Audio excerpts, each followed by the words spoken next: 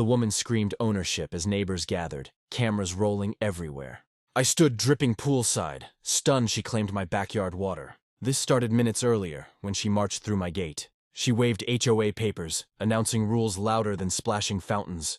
I laughed nervously, assuming misunderstanding, until she demanded everyone exit. Kids froze mid-jump, towels dropped, neighbors whispered, phones raised. She claimed community ownership, insisting the pool violated association boundaries. I replied calmly, explaining deeds, surveys, fences, years of maintenance. Her smile tightened, voice sharpened. Authority borrowed from imaginary power. She threatened fines, liens, closure, and immediate enforcement action now. Neighbors urged compromise, but she dialed police dramatically, triumphant stance. While waiting, she lectured history, rewriting property lines confidently today. I fetched documents, heart pounding, certain truth would dissolve theatrics. The officer arrived casual, assessing scene, noting wet concrete nearby. She launched accusations, gesturing wildly, expecting immediate validation from authority. I handed the deed, unfolded carefully, borders highlighted unmistakably clearly. The cop read silently, eyebrow rising, a grin breaking through. He chuckled openly, glancing neighbors, then the furious Karen nearby. He explained property law simply, pool firmly within my parcel. Her face flushed, confidence collapsed. Accusations suddenly sounded absurd aloud. She argued anyway, demanding respect, threatening boards, elections, influence somehow. The officer laughed again, advising civil remedies and boundaries politely. He warned trespassing complaints could reverse quickly against her legally. Silence followed, broken only by water-lapping tiles softly nearby. Neighbors exhaled relief, kids cheered, phones captured aftermath with smiles. She retreated stiffly, muttering appeals, dignity dripping away fast publicly. I thanked the officer, who shrugged, amused by audacity displayed. That was only the beginning of escalating HOA theatrics ahead, because she didn't leave quietly, and consequences were coming soon. Stay with me, because the next chapter gets wilder fast. Emails flew, notices appeared, and alliances formed overnight among neighbors. The board doubled down, misquoting bylaws, asserting dominance loudly again. I prepared calmly, documenting everything, anticipating retaliation attempts from them. Friends warned escalation costs money, time, patience, sanity for owners. But principle mattered, and boundaries protect everyone eventually involved here. I resolved transparency, lawfulness, and unwavering politeness throughout this fight. The pool shimmered innocently, center stage for control battles ahead. She underestimated paperwork, patience, and a laughing officer who remembered. That laughter echoed online, fueling curiosity and outrage across neighbors. Soon, hearings loomed, cameras returned, and truth sharpened into focus. I promised updates, because fairness deserves witnesses and memory kept. This story proves knowledge beats bluster, always in property disputes. Watch closely, because the HOA won't quit easily without consequence. Next, they escalate paperwork, intimidation, and surprising demands against me. And I respond with facts, calm, and receipts prepared always. The next morning, my phone buzzed non-stop before sunrise arrived. Emails stacked like threats, each stamped urgent by the HOA board. They claimed emergency authority, citing bylaws nobody had seen before.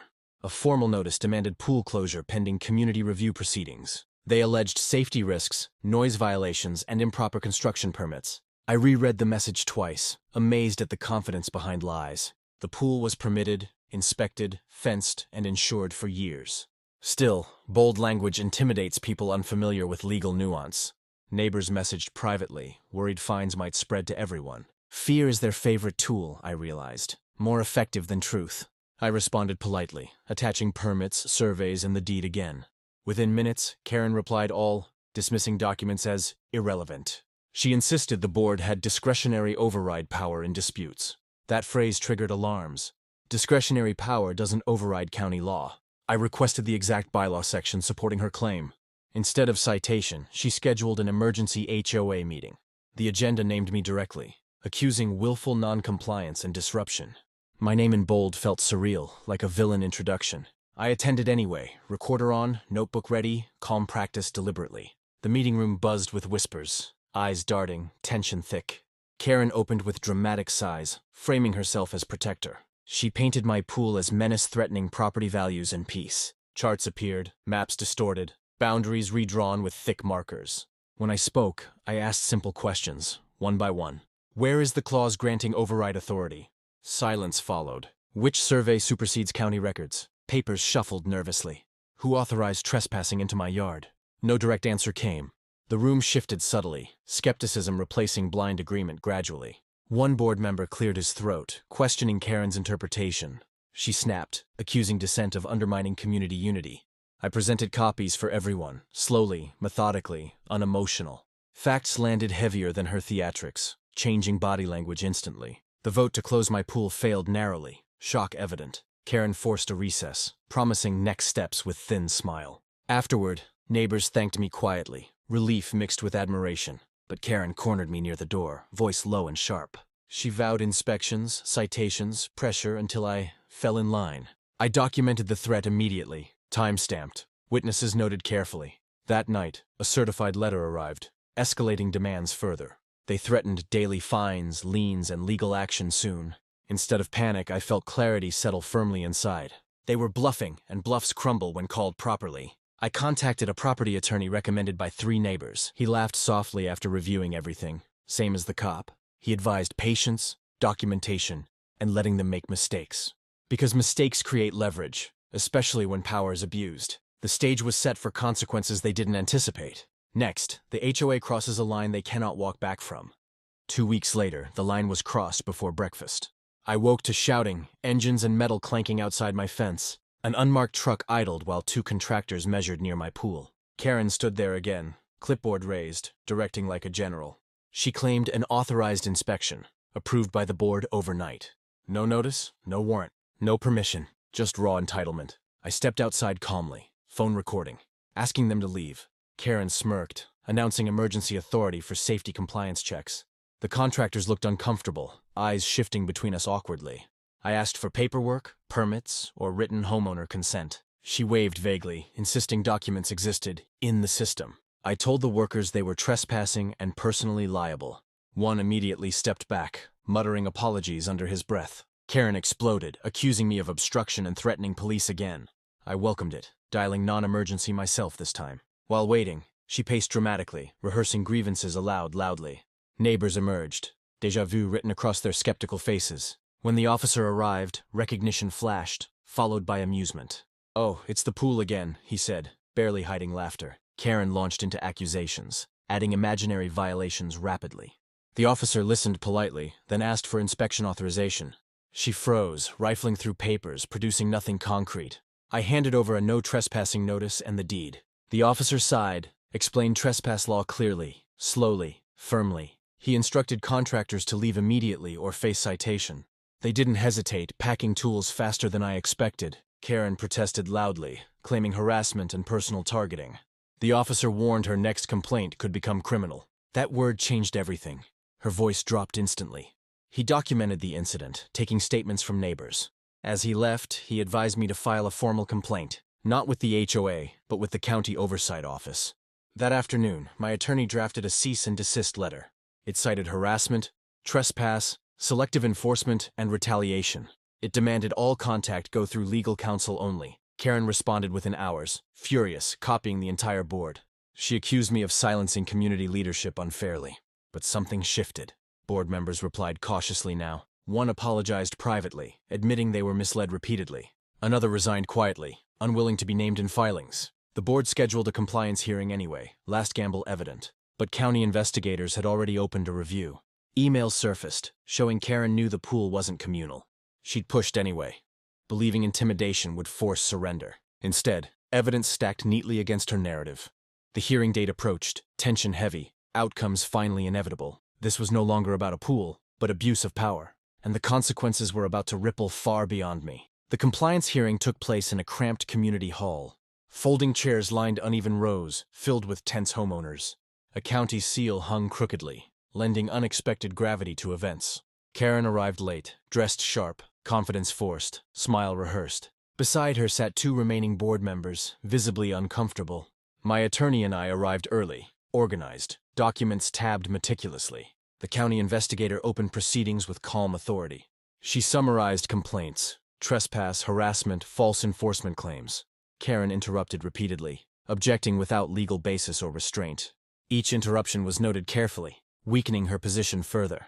When invited to present evidence, Karen stood dramatically. She displayed enlarged maps, again redrawing boundaries incorrectly. The investigator stopped her, requesting certified surveys only. Karen hesitated, then admitted she hadn't brought them. Murmurs rippled through the audience, skepticism growing louder. My attorney presented next. Methodical, unemotional, devastatingly clear. He submitted deeds, permits, surveys, emails, and police reports. He played audio of Karen threatening pressure until compliance. Her face tightened as her own words filled the room. The investigator asked if she disputed the recording's authenticity. She didn't answer directly, instead attacking my character vaguely. That tactic failed instantly, drawing a warning from the chair. Neighbors testified next, recounting intimidation and selective enforcement. Patterns emerged. Karen targeted dissenters aggressively for control. One homeowner described similar threats over a fence dispute. Another mentioned fines withdrawn only after legal pushback. The room shifted fully now, anger replacing confusion collectively. When Karen finally responded, her speech unraveled quickly. She cited community spirit and respect for leadership. But leadership without authority is just noise, plainly obvious. The investigator closed testimony, announcing findings forthcoming soon. But before adjourning, she issued immediate interim orders. The HOA was barred from contacting me directly. All enforcement actions regarding my property were suspended. Unauthorized inspections were prohibited under penalty of law. Karen objected loudly, demanding board rights be recognized. The investigator reminded her that boards answer to law. That sentence landed heavy, like a gavel in silence. After the hearing, neighbors approached me openly supportive. Some apologized for staying quiet earlier out of fear. Others asked how to protect themselves moving forward. Karen avoided eye contact, leaving quickly, phone pressed tight. 2 days later, the county report arrived electronically. It substantiated every claim I made, citing abuse of authority. It recommended board restructuring and individual sanctions. Karen was named specifically, her actions documented extensively. The HOA's insurer was notified, escalating stakes dramatically. Within hours, emergency board elections were announced publicly. Karen resigned for personal reasons that same evening. But resignation didn't erase consequences already set in motion, because fines, fees, and damages were still pending review. And the final chapter involves accountability she never expected. The fallout arrived quietly, not with shouting or threats. 3 weeks passed, unusually silent. No emails, no notices. Then a certified envelope appeared, heavy with official weight. Inside was the county's final enforcement determination and penalties. The HOA was fined for improper enforcement practices. Legal fees were assessed, payable directly to affected homeowners. My attorney smiled when he read the reimbursement figure. Karen's name appeared repeatedly, cited for willful misconduct. She was personally barred from serving on any HOA board locally. The county referred her actions to civil court review. That opened the door for damages beyond administrative fines. Soon after, I was served papers, but not as defendant. Karen was being sued by the HOA's own insurance carrier. They sought recovery for losses caused by her unauthorized actions. Emails later revealed she'd ignored legal advice repeatedly. She believed authority came from confidence, not actual law. That misconception cost her tens of thousands personally. At the next community meeting, a new board was sworn in. Their first motion was a public apology entered into record. They acknowledged failures, fear tactics, and misuse of power. They dissolved several vague bylaws used for intimidation. Transparency policies were adopted, limiting board discretion sharply. Homeowners applauded, relief visible, tension finally released. Several neighbors thanked me for not backing down earlier. One said my pool fight saved her from losing her garden. Another admitted Karen had scared them into selling prematurely. The ripple effects reached further than I imagined initially. As for the pool, it became symbolic unexpectedly. We hosted a neighborhood barbecue weeks later, laughter returning. Kids swam freely, adults relaxed, cameras gone for good. Even the officer stopped by briefly, joking about membership. The pool shimmered again, peaceful, just water and sunlight. Karen moved shortly after, her house listed quietly. No farewell, no statements, just absence where noise once lived. The lawsuit settled confidentially, but restitution reached many families. Property values stabilized, trust slowly rebuilt through action. I learned something critical through the ordeal. Bullies rely on silence, confusion, and assumed ignorance. Documentation, patience, and calm dismantle false authority completely. HOAs can serve communities, but unchecked power corrupts quickly. Know your rights, read your deed, keep records always. Because confidence backed by law beats volume every time. If this could happen over a pool, it can happen anywhere. That's why stories like this matter, shared and remembered. So the next Karen thinks twice before claiming what isn't hers. And the next homeowner stands firm instead of backing down. Justice isn't loud, but it's thorough and inevitable.